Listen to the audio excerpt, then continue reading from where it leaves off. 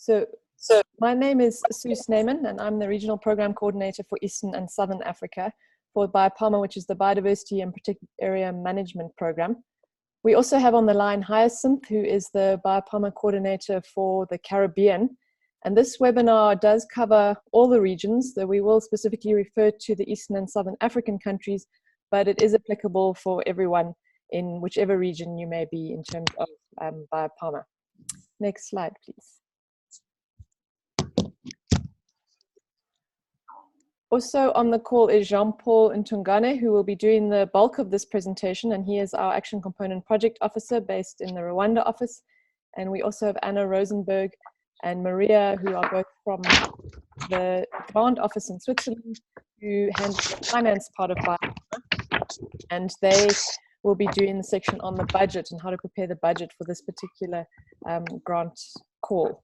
So BIOPAMA is an initiative of the African, Caribbean and Pacific group of states financed by the European Union's 11th European Development Fund, and it is jointly implemented by both the IUCN, the International Union for the Conservation of Nature, and the Joint Research Center of the European Commission, which is because of their scientific and technical expertise.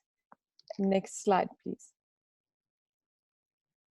And this background is just to give you an overview of BIOPAMA for those of you who are new to BIOPAMA, because it is very critical in terms of the grant proposals that they do align with BIOPAMA and the objectives. So our overall objective for BIOPAMA, which runs until 2023, is to contribute to improving the long-term conservation and sustainable use of biodiversity and natural resources in protected areas and surrounding communities through better use and monitoring of information and capacity development on management and governance. The key things from that definition, long-term conservation and sustainable use, so it does cover both aspects, and it is about protected areas and surrounding communities, not just government protected areas. It can include community conservancies and other forms of conserved areas, and it's very much about use and monitoring of information and capacity development related to that, and specifically related to management effectiveness and governance. Next slide, please. So in terms of ESARO, the Eastern and Southern African Regional Office, we cover 24 countries from Sudan down to South Africa, and including the Western Indian Ocean islands of Seychelles, Madagascar, Mauritius, and Comores. Jean-Paul will explain a little bit more specifically related to the action component, because it differs slightly in terms of that and the program coverage, which so BIOPAMA, all the capacity building activities cover all 24 countries. Next slide, please. So just the three elements of BIOPAMA. We have the regional observatories, which in our region is called the Regional Resource Hub, in the Caribbean Gateway. They are observatories or one-stop shop for conservation and protected area information and data.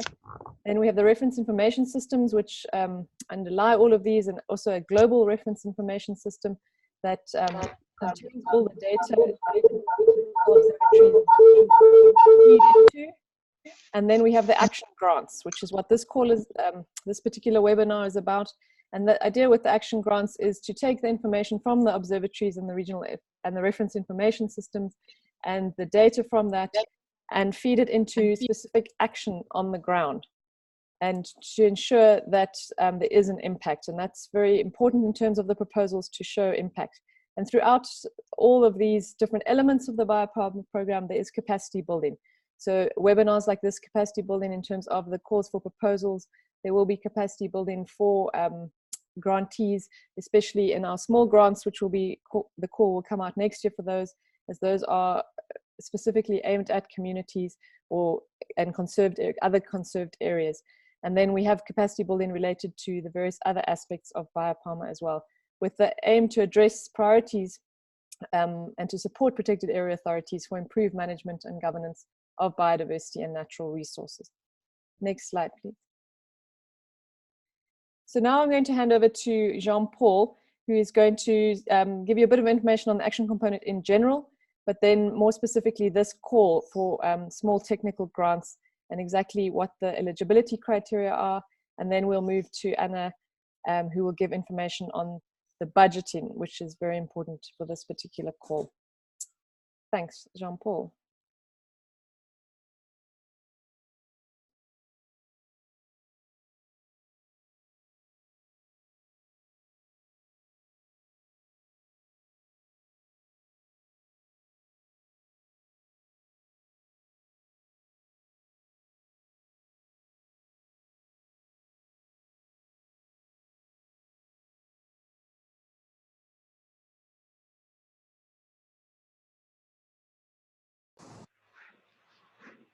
Thank you. Can everyone see my slides? Yes, we can. Thanks, Jean-Paul. Thank you, Sue. Thank you, everyone, for joining today's webinar on small technical grants. My name is Jean-Paul Nhungane. I'm the project officer for the BIOPAMA action component in EZARO. So, as Sue just explained, the BIOPAMA action component is one of the three components of the BIOPAMA program. And the overall objective of the BIOPAMA action component is to improve biodiversity conservation in private areas through funding tangible on-the-ground actions that address management and governance priorities that are identified by diagnostic tools. And specifically, the BIOPAMA action component aims at enhancing the management and governance of protected and conserved areas in private areas. Secondly, to strengthen the legal framework that is required to achieve effective biodiversity conservation, and also to support local communities' initiatives that aim to enhance the livelihoods of local people while contributing to protected areas management. Then the BIOPAMA action component has a total budget of 21 million euros for 79 SCP countries in 6 regions. And each region has 3 million euros.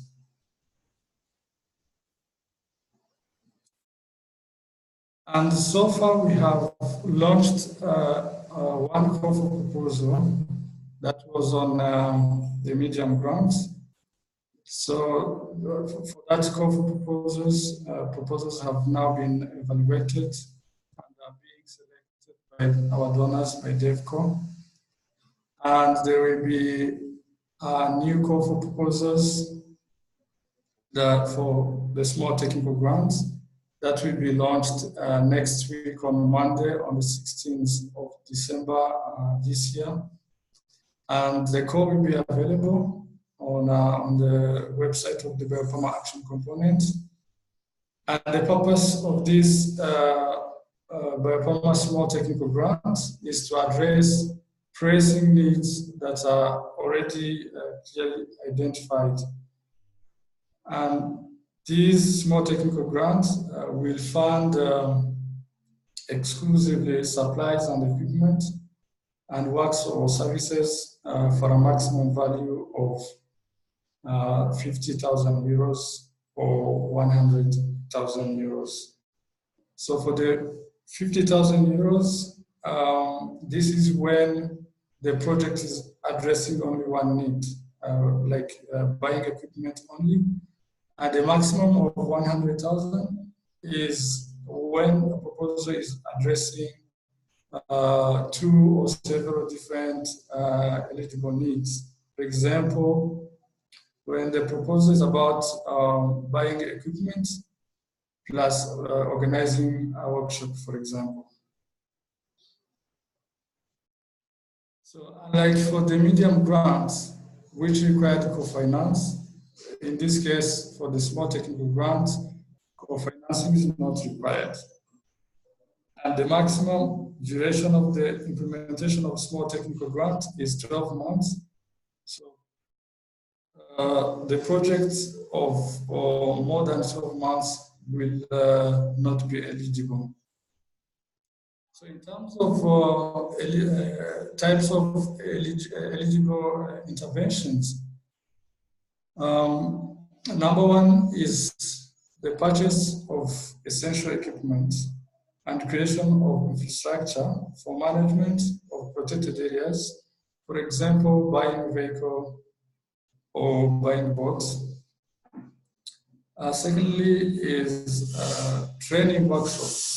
So the small technical grants can also be used to organize capacity building trainings, and they can also be used to develop or to implement quantified management and governance diagnostic tools, such as IMET or other protected area management effectiveness tools. So here is a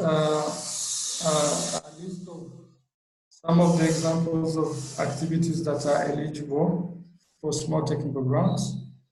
So we have, for example, construction of small-scale infrastructure for visitors, for eco-lodge, birdwatching tower, these kind of activities that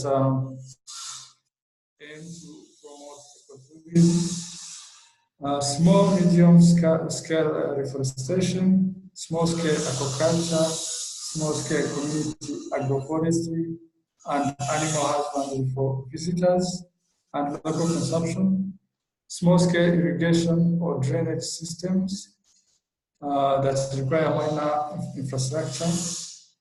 All these plus buying vehicles or buying boats for protected areas, surveillance, patrolling, or for visitation.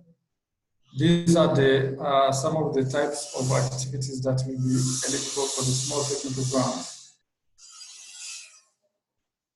Also,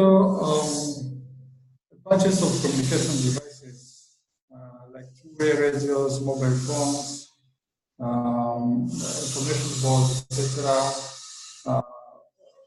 Doing mapping, buying navigation tools like GPS, buying boundaries and zoning demarcation tools, fences, boards, etc. Training for visitor eco guide and visitor management, training for anti-poaching activities, training for wildlife tracking and monitoring, and also to conduct assessment of management or governance effectiveness using protected area management effectiveness tools. All these are types of activities that are eligible for this small technical grants. So the needs for the small technical grants can be sourced from three different places.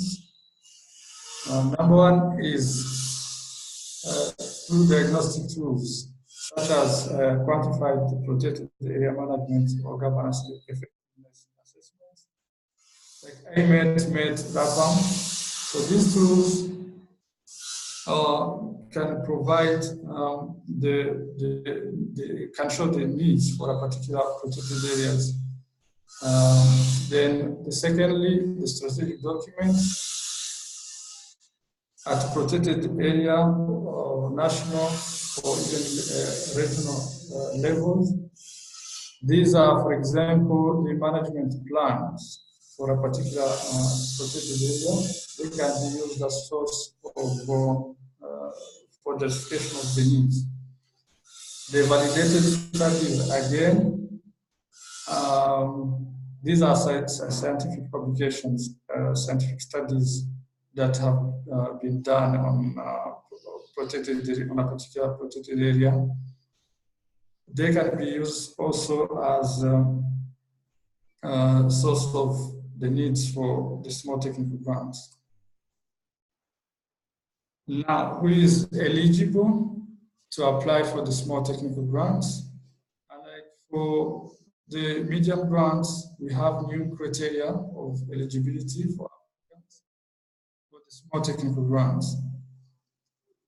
So for one to be eligible for a small technical grant, an applicant must be a public or private legal entity that is in charge of protected and conserved areas management at national, at subnational, or at site level. Also, agencies that are involved in management of a transboundary conservation area is also eligible for the small technical grant. Protected and conserved areas, including indigenous people and local community conserved areas, are also eligible. So the applicant for the small technical grant must be directly responsible for the preparation and management of the grant. They cannot act as intermediaries. And they should also not be beneficiary of a grant funded by the European Union for the same or similar activities in the same area. So on this slide, so we have 24 countries in the region which Sue has talked about, and only South Africa and South Sudan are not eligible to apply for the project within these countries, but they can apply for transfrontier projects to be implemented in the bordering countries.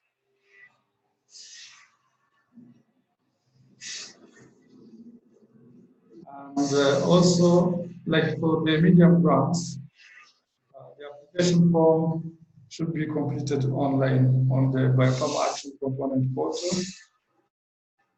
And only in case of technical difficulties such as electrical, applicants can exceptionally submit by email to Dr. Sulaiman on this email. And they should also copy the BIOPAMA Action Component global team. So handwritten proposals or proposals that are submitted by email will not be accepted. And the languages that BIOPAMA uses is only English and French. So application must be in either English or in French. So here just to show you some key dates. As I mentioned here, the launch of the call for the small technical grant will be on the 16th December, next week on Monday. The deadline for requesting any clarification will be 24th January. And the deadline for submission will be on the 4th of February next year. After that, of course, the proposals will go through the process of evaluation, and we hope that by the 5th of March, we will have done the review. Then the selection will be done on the 12th, and notification of the results by the 16th March next year. So for more details, you can visit our BIOPAMA Action Component website. And I think that's it. Thank you. Thank you very much for your attention.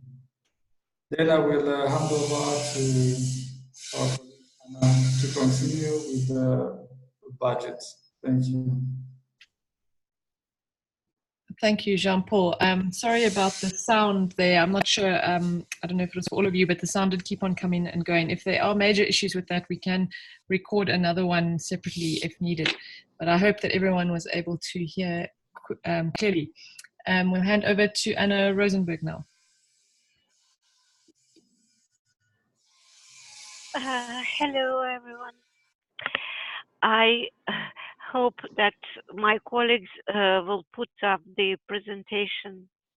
What I mean is the template, budget template, so that we can go through it together, and I will offer explanations. Jean-Paul, is it possible to? Okay, let me put it on screen, yeah. Yes. Just a few seconds, please. Can everyone see it now?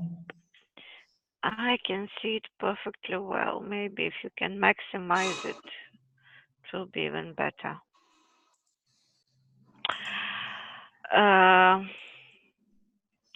Okay. Okay, I think that it gives a pretty good picture. You can also reduce the formula bar, you know, here in the first, yeah, you can, it can be made narrower, but okay. So this type of budget is based principally on a simplified costs option for most of the cost categories. Out of 3 essential cost categories, 1, 2, 3, 4. Out of 4 essential cost categories, 3 are based purely on the simplified cost option. And there is no choice, it is a mandatory requirement. So let's go through cost categories one by one, and I will explain how it works. So according to what Jean-Paul has just explained in his presentation, the cost category number 2 is targeted at purchasing vehicles, equipment, supplies, materials, and other goods of this nature. The budget is based on unit costs. What it means is that you need to know very clearly, very well, the number of units. You need to know how much a unit costs, and then the formula will calculate your total. One thing that is important to understand for all, and I emphasize all the cost categories based on the simplified cost options, is that it works different from reimbursement of costs.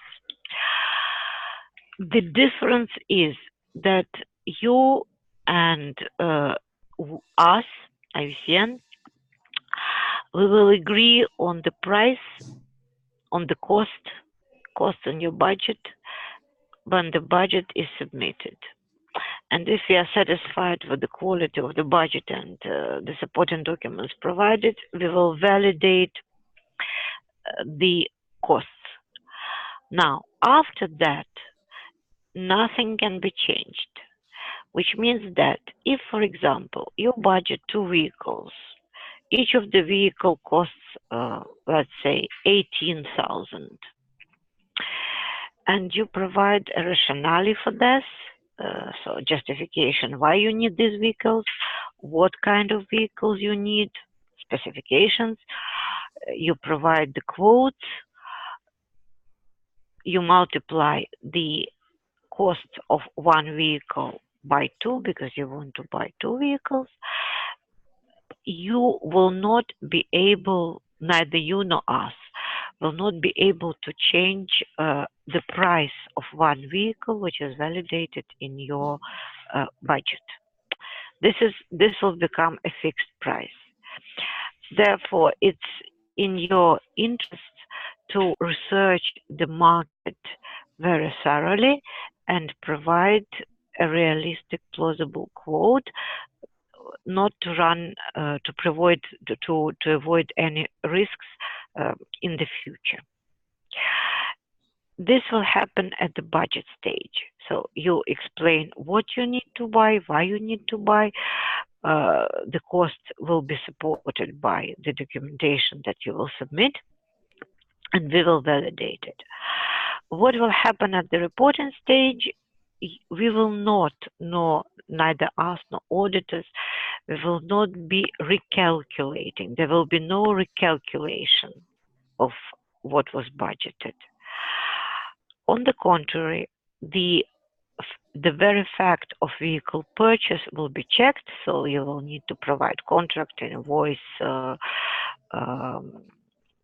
the photo of the vehicle. Oh, I don't see the screen for some reason. Oops. No. Jean-Paul, could you reshare? It seems to have disappeared. Thank you. Sorry for that. Okay, it works again. So once again, we fix the price per vehicle at the budget stage, and then when you report, you will just need to prove that the vehicles were purchased, that they were conformed to the specifications, and no one will be going into the recalculation of the price. Same is applicable to the equipment, machines, spare parts, tools, and materials. The next budget heading concerns lightweight construction, small works, etc. An example that Jan-Paul has given was construction of a visitor's lodge. Here the principle is lump sum. It is also a simplified option, but it is a lump sum. You don't have to calculate anything. You have only one field to fill in, and this field is lump sum.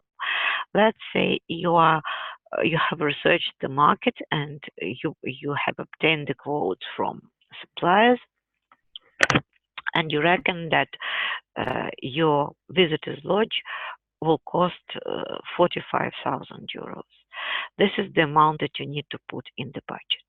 Of course, simply providing an amount won't take care of the budget. You will need to explain well in the justification all the details of what you want to build, and provide a detailed breakdown. Example, for instance, you can explain, you can provide specification for the lodge, you will annex a table explaining what are the materials, how much they will cost, how much the labor will cost. So how much in total this lightweight construction will cost. Again, here we fix the lump sum. Once the lump sum is fixed, there is nothing that will change it afterwards during the implementation. When you report for this deliverable, you will need to provide evidence that this deliverable was produced according to the specifications, that it exists, that it functions. If you look at, can we go down a bit, Jean-Paul? If you look at the heading 4, yeah, workshops, trainings, and seminars. This is also a lump sum. Same principle as works lightweight construction. You budget a lump sum and you provide a detailed explanation and rationale for what you plan to do. You provide a detailed breakdown of the cost. For example, as a lump sum, your training will cost 35,000. So we will need a breakdown of explaining and providing details. How many participants? What kind of accommodation? How many days? What kind of food, venue, catering? What are the costs? And of course, a description of the substance of the seminar. The reporting requirements are very similar to what has been explained above, meaning that you will need to provide an evidence, but this is at the reporting stage, evidence of the deliverable, proving that this workshop has taken place, that as many people as planned participated, that all the services that were budgeted for were provided. As in the case of the previous budget categories, the quotes need to be submitted together with the budget, and they need to be realistic, plausible. They need to provide a realistic estimate that will protect both you and us in terms of the price. One other thing that characterizes all these three cost categories: they are intended for externally purchased services or goods. For example, if you are facilitating, let's say, a workshop, please do not count the cost of your work here. these budget categories are only for the external providers. Same for the construction. So it's not possible to include your own materials or your own work in these cost categories. Second characteristic is the procurement ceiling. The procurement ceiling and the policy will be displayed on the website, on the portal, if it hasn't been displayed already. The procurement ceiling is 20,000 euros by contract. So make sure that for each contract that you're planning to sign, which is above 20,000, there are 3 quotes. And the last budget category, management government assessment tools. Jean-Paul has already explained what is the objective of this cost category. But here, as opposed to all the previous cost categories, this is a pure, regular, standard reimbursement of real costs, like in medium grants. So you don't need to provide us with documentation, with justification. Well, justification is always, of course, necessary, but this is much less detailed here. What will happen at the end of the project? We will simply reimburse you upon the presentation of the invoice and proof of payment. This is how it works. Now, there are 2 other cost categories that I want to show you because they will be important for you. Jean-Paul, can we go up a bit? So you see that we have added cost category number 1, personnel costs, because we are well aware that all these activities, purchase of materials, building, seminars, workshops, they all imply that your own labor will be involved. In this case, we give you an allowance of 10% maximum over the total of the cost categories 2, 3, 4, and 5 below. No documents are to be provided, either at the budgeting stage or at the reporting stage. As an example, for example, it's a very, very sophisticated budget. You want to do everything at the same time. You buy a vehicle for 20,000, you build something for 30,000, that's 50, plus there will be a workshop for 20,000, this is 70, and you buy a governance assessment tool for 5,000, 75,000 is your total budget of direct costs. The formula here in line 4 will automatically add 10%, which is your labor. So if it's 70, let's say 75,000 for the cost categories 2, 3, and 4, and 5, then 7,500 will be added in line 4, and this will become part of your budget. So at the end, when you report, the only thing that will be checked in this regard will be that you do not exceed 10%, which I don't think anyone will. There is another flat rate cost category, which is overhead or indirect cost. Can we please go down to the very end? Yes. And this is maximum 7%.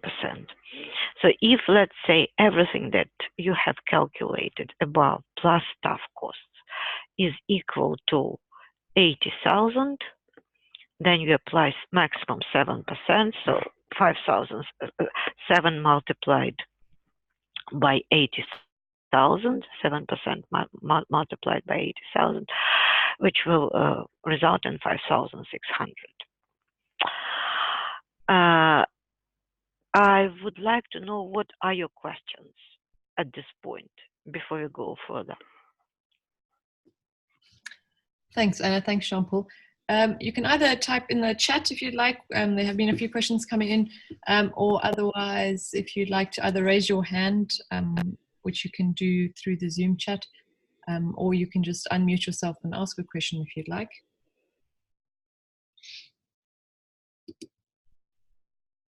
Good morning. Good morning. Augustine Dominic from St. Lucia. Could you scroll down a bit? I have a question, but I just like to check the scroll down. Okay. With workshops and trainings and seminars. Are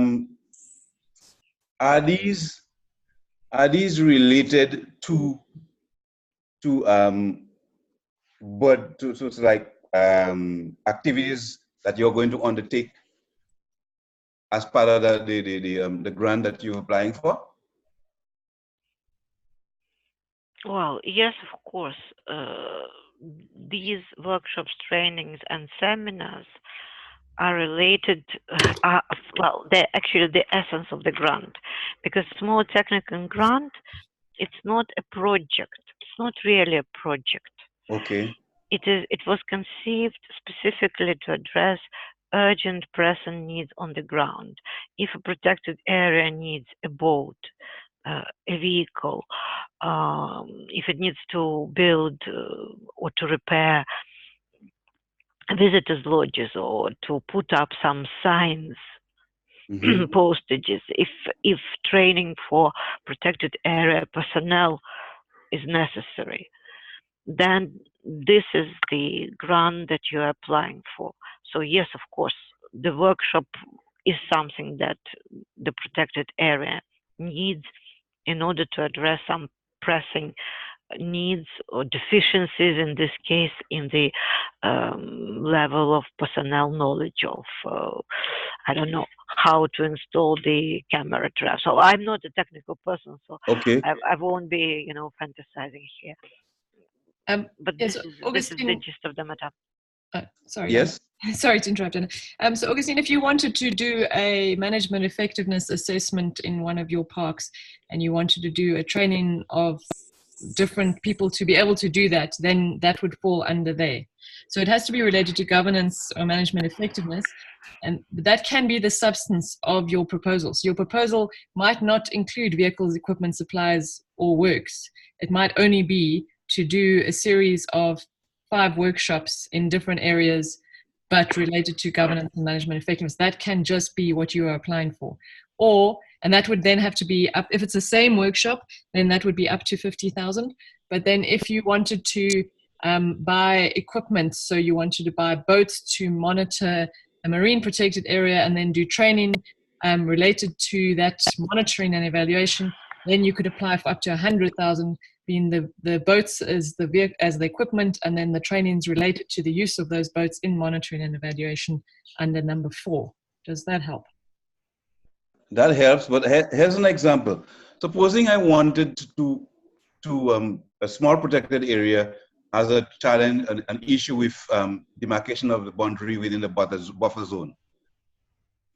Is that something that, and I need to use a particular process to identify those boundaries that would require training people to use that process, and perhaps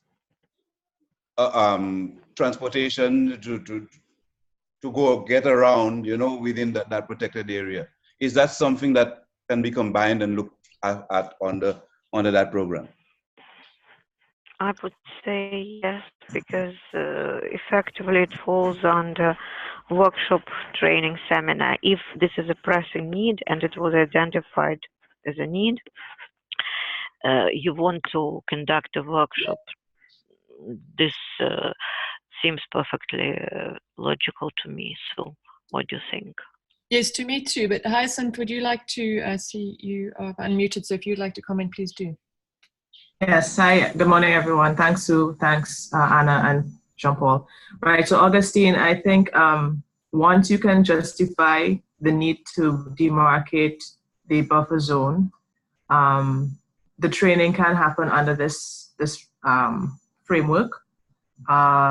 I think where you'd have to be savvy is in how you present the information within the proposal. But for example, if it is that you're looking to demarcate, you need the GPS units, you can purchase the GPS units under this grant and facilitate a training alongside that in terms of how you would actually go about demarcating the buffer zone. So yes, I think it can be eligible for this training. But again, as I said, it has to be presented in a particular way. Okay, thanks for this. And so what I'm hearing from everyone is that you can present a project or a grant application that can address multiple needs, just to put it simply. That's correct. Once they fit into the overall criteria of what this grant is looking at. So primarily equipment and training, yes.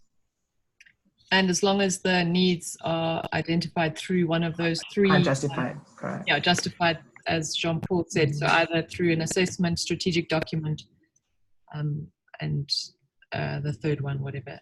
That was Jean-Paul, if you want to step in here. The validation studies, yeah. Yes, thank you. Thank you. It's the end of the year. Hi, good morning. Can you hear me? Yes. Morning, Marvin. I have a question, Marvin from Belize here. It's in regards to workshop trainings and seminars. I want a little bit more clarification on the budget there. It says it's based on quote and contract signed. Does it mean that we have to hire external consultants to deliver these trainings? Or, yes. And are we the ones that can do it? Because we usually plan and deliver our own workshops and incur all the relevant internal costs in that. Are we allowed to do that? Well, these grants have not been designed to fund the activities that are performed by yourself. These grants, their objective is to provide you with funds to purchase external services, which means that if you want to conduct a workshop, you will probably need accommodation. You will need to pay for accommodation. So here is one external cost, hotel. You will need to transport people, attendees to the workshop. You will need to feed them. All these are external costs. Now, your own time invested into this workshop can only be covered by this flat rate of maximum 10%. Is it clear what I have just explained? Yes. Is that clear? But that means that all the external costs can be budgeted here, right? External costs. But we can deliver our that seminar or workshop or training. Yes. Okay. Yes. You can deliver it, but you cannot charge more. Yes. Than 10% plus 7% overheads. Yeah, I just wanted clarification of that, meaning that we don't necessarily have to contract a external consultant to deliver, and we can do it ourselves. But I understand about all the external costs to deliver that work. Yes, and when you support your proposal by the documentation, you will explain all that. You will provide a detailed breakdown. Hotel so much per person per day, food so much per person per day, and this should be done externally. This can be checked. This is how it works. It's a very simplified system of working. Mm-hmm. Therefore, you need to be very thorough in terms of deliverables and in terms of justification that we will see when you submit your proposal. Very transparent. Yeah. Okay. That's very clear now. Thank you very much. I appreciate it. Thanks, Marvin. Okay, just one more. Just one. And then Craig, I'm not sure if I understand your question that you sent me. So if you'd like to ask that or send me more details, then I can clarify for you. Thanks. Go ahead, Augustine. I was saying just one more question before so something like a decision from the World Heritage Committee on actions to be taken in the site would fit as a rationale for application.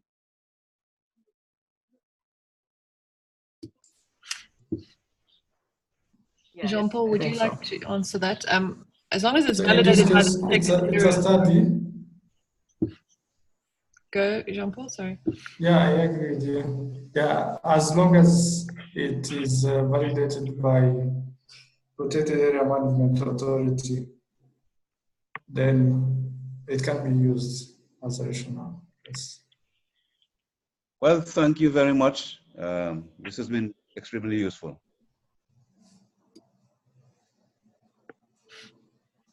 Thanks. Craig, would you like to ask your question? Good morning. Good morning. Good morning, everybody. Craig Thomas here, National Specialist for the Inter-American Institute for Cooperation and Agriculture. I'm based in Antigua and Barbuda.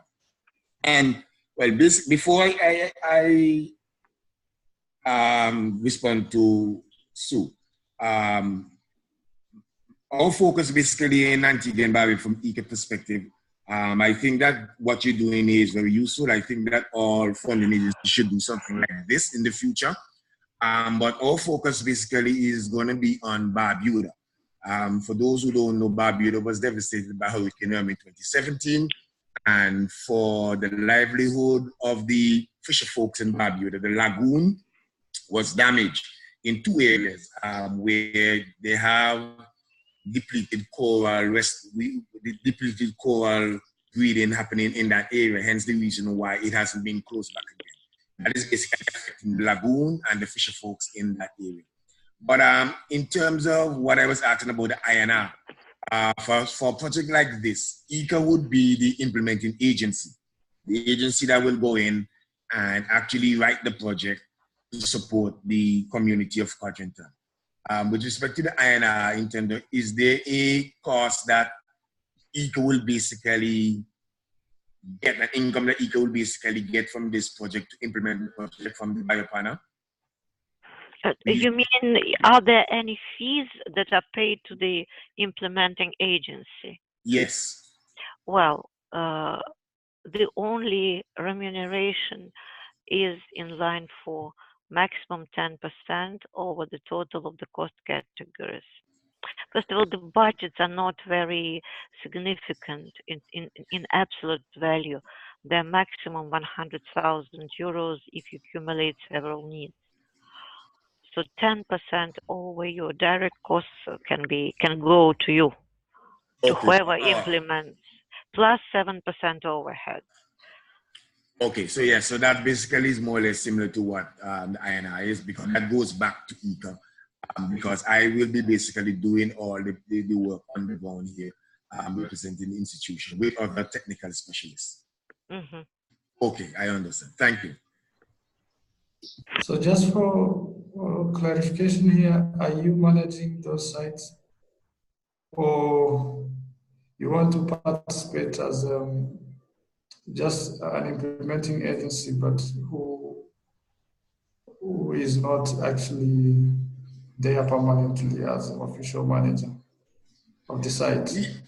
Because of the lack of capacity in Barbuda and the work that we do here in Antigua and Barbuda in terms of technical cooperation, we really want to write that project and look at all the outside consultants who will basically come in and do the work on the ground, because we don't have that capacity in Antigua and Barbuda. So the capacity to do the restoration of the corals, those consultants will have to come from overseas, and we would be the one to manage the project and manage the capacity building training on the ground with the consultants.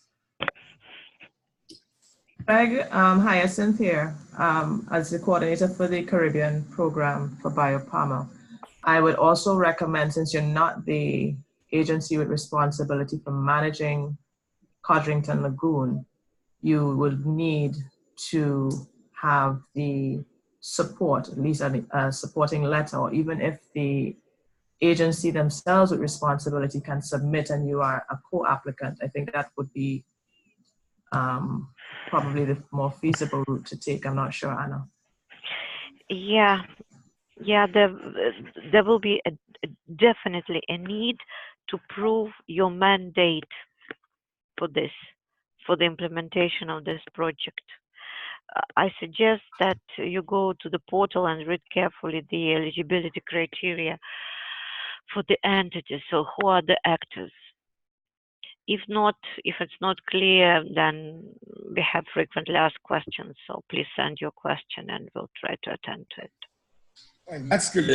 Again, we would have already commenced conversation with them, and they have agreed for us to work along with them because the Codrington, the Barbados Council are the one who manage the lagoons. So we would have already have conversation with them. So that would not be a problem. That would need to be supported by documentation so that we know that we are granting funds to the right actors. Yes, yes, definitely. Okay. Yeah, so on that, just to reiterate what all others have said, and especially what Hyacinth mentioned, is that it would be better if the Protected Area Authority was the applicant and you are the co-applicant, just because the applicant does have to be responsible for the management of the protected or conserved area. Any other questions? Just while anyone thinks about other questions, just please note when you are submitting your applications online, which everything, as Jean-Paul said, will be online on the Action Component portal. We are going to make more notes throughout the application process where supporting documents are required. The more supporting documents you can give us, the easier it is for the assessment. And so please do add supporting documents as much as possible. And especially for the environmental social management system section, please add as much detail as possible, because we can only assess given what you give us. And so the more information that there is available, the easier it is to make the assessment. And so you can also register on the Action Component portal already if you haven't.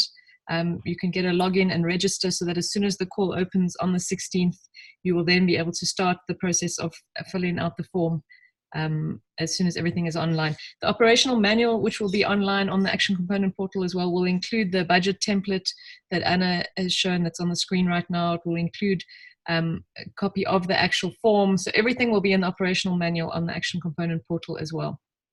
So you'll be able to see all of that. Anna? Okay, Jean-Paul, can I go further a bit? There are a couple of points left. So justification. So after you fill the budget, you go and fill the justification. This is a condition sine qua non.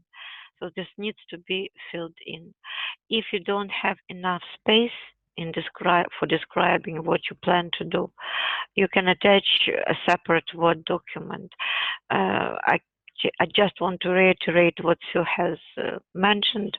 The more documentation we received in terms of supporting your budget, the better. And this part is self-evident, so I won't be dwelling on it. The next step is instructions. And if you go to the instructions, it's step number 3. Jean-Paul, can you please click on it? Okay.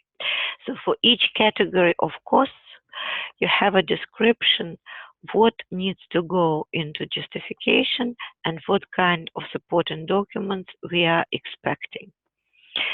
Just as an example, for vehicles, equipment, supplies, supporting documents that we need together with your budget are or is a quote from supplier, depending on the cost. Yeah. Optionally, we allow, if you don't have a freshly obtained quote, we allow historical prices. For example, you've just implemented a contract or you bought a car using another donor's funds.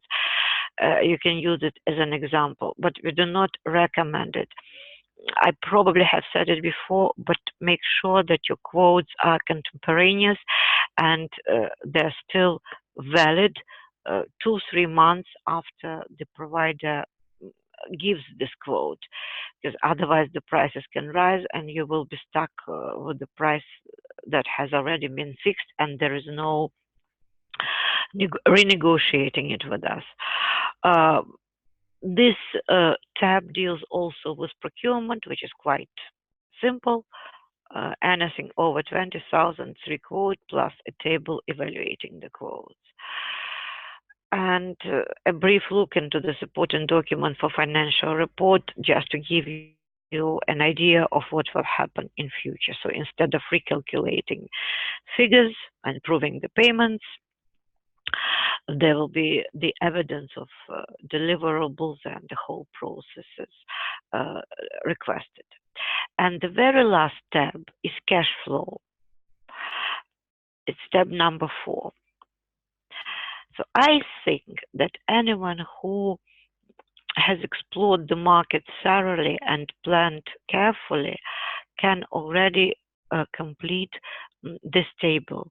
Because if you, for example, have obtained several quotes from different construction companies to build a visitor's lodge, these quotes will also contain conditions of payment, when the down payment is made, when the second payment is triggered, etc., etc. And these tables would be very helpful for all of us in the sense that your contract will be built in terms of schedule of payments around these cash flow projections. Once again, not trying to be too negative, but just a warning. Without supporting documents, this kind of approach, this is a novel approach, sort of even a pilot one, right? It's not a reimbursement of costs, it's a fixed price which is paid.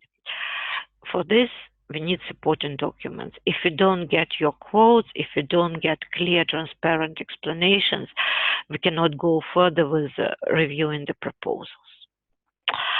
All the instructions are in the file. There are plenty of footnotes.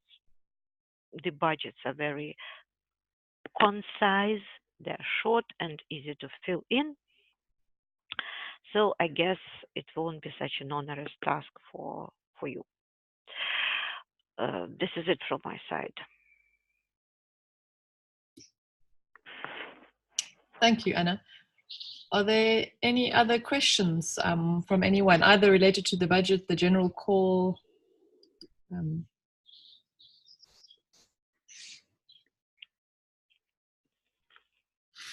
As I mentioned right in the beginning, the recording will be available on the YouTube channel. So if you need to go back and look, and everything will be in the operational manual when the call does launch. But please do also get in touch with your relevant regional program coordinator if you have any questions before the closing date of the 4th of February. And we look forward to receiving all your proposals and all the best, and wishing everyone, are there any, sorry, I see a number you've unmuted. Would you like to ask a question? Yes, quickly, so I see some of the eligible activities speak to issues of communities, especially the small scale project. And I'm just checking on who's eligible to apply.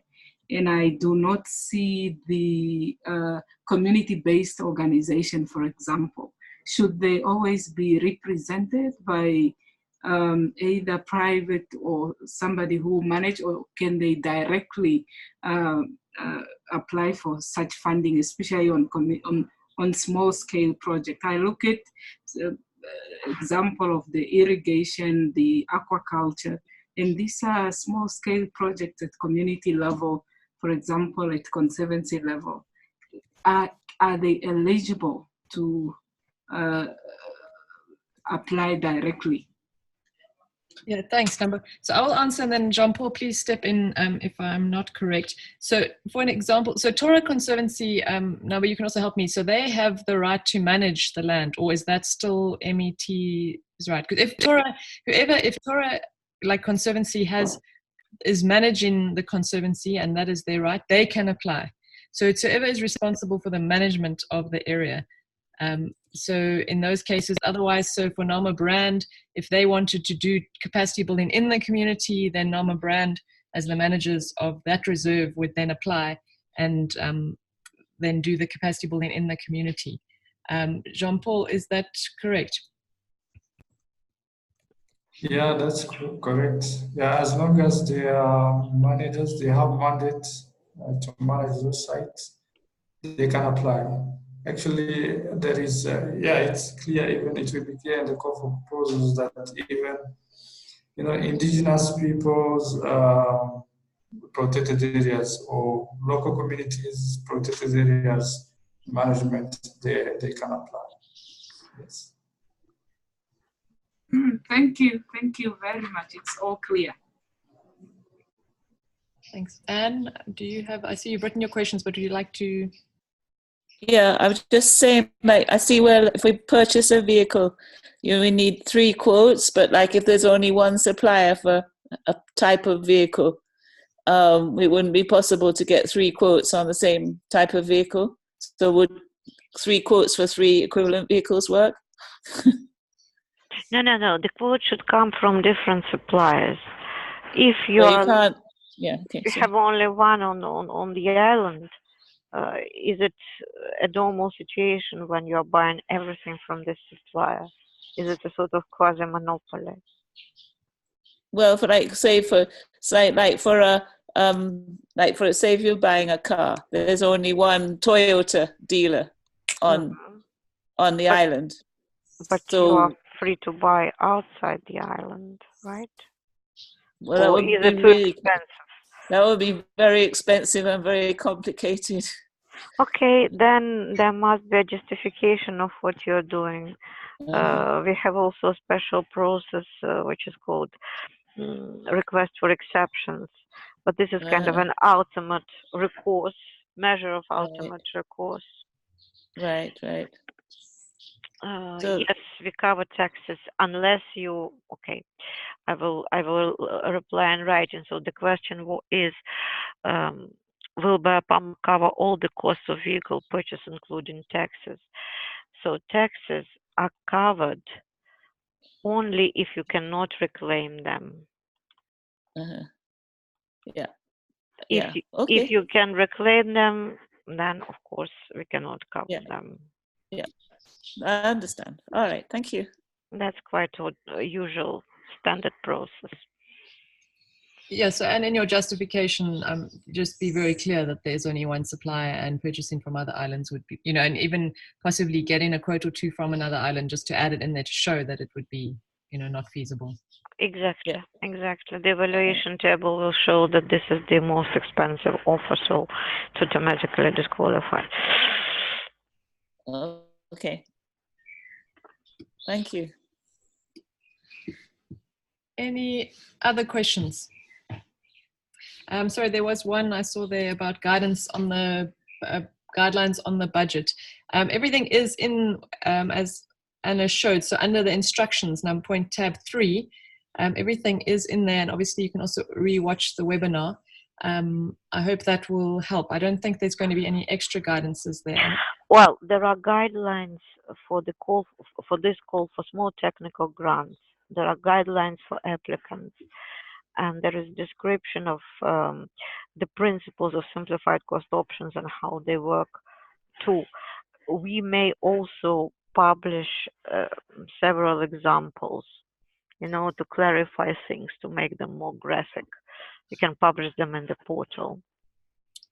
And there will also be a Q&A section on the portal as we get, especially if we start getting very similar queries across the regions, they will also be there. So please do keep checking the portal as you're doing your application. If you have a query, first check the portal because it may already have been answered on there.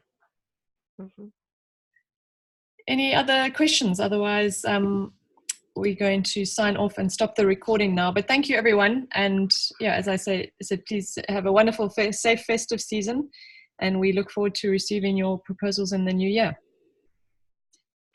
Goodbye, everyone. Thank you, Anna, and thank you, Jean-Paul. Thank you. Thank you, guys. Bye. Bye. Thank you.